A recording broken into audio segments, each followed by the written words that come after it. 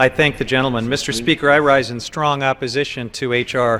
1459. This is a solution in search of a problem, this bill.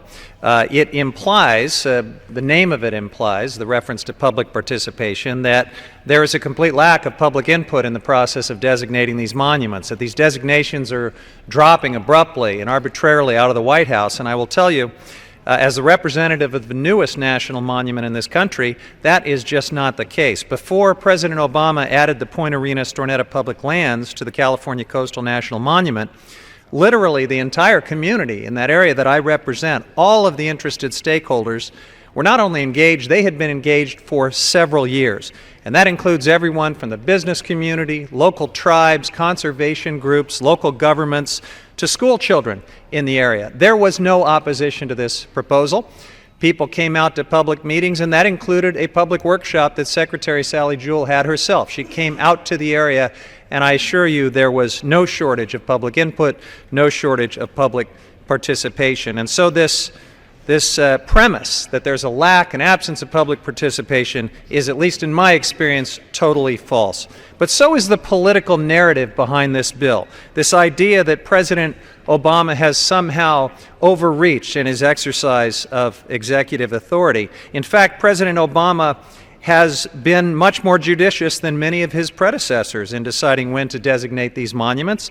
Prior to this president, 16 presidents from both parties have used this authority under the Antiquities Act over the course of more than a century. And that ranges from President Roosevelt's designation of the Grand Canyon to 140,000 square miles of marine monument that were designated around Hawaii by President George W. Bush. By comparison to his predecessors, President Obama has been very sparing in using the Antiquities Act, and he and his cabinet have been very careful to bring the public in and to be very transparent. So the narrative about executive overreach is also false. Limiting the Antiquities Act, as this bill would do, and I want to emphasize this, will harm jobs and economic growth. And in the case of my district in Mendocino County, the community understood. One of the reasons for the broad support of this monument designation is that the community understood it was good not just for the environment, but good for the economy.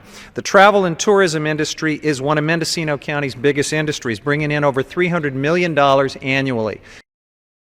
And everybody understood that this monument designation was going to significantly boost that part of our economy.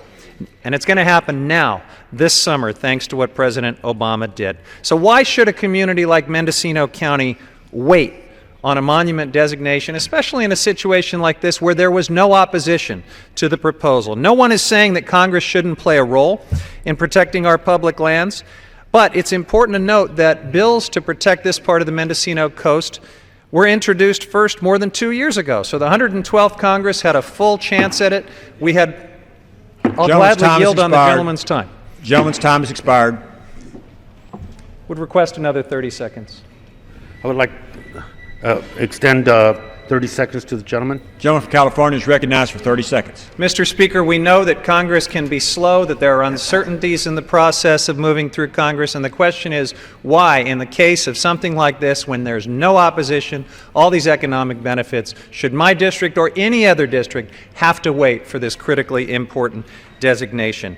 I think we should be very careful about repealing a bill that has stood the test of time and worked well for both Democrats and Republicans for more than a century, and I request a no vote on H.R. 1459. I thank the gentleman.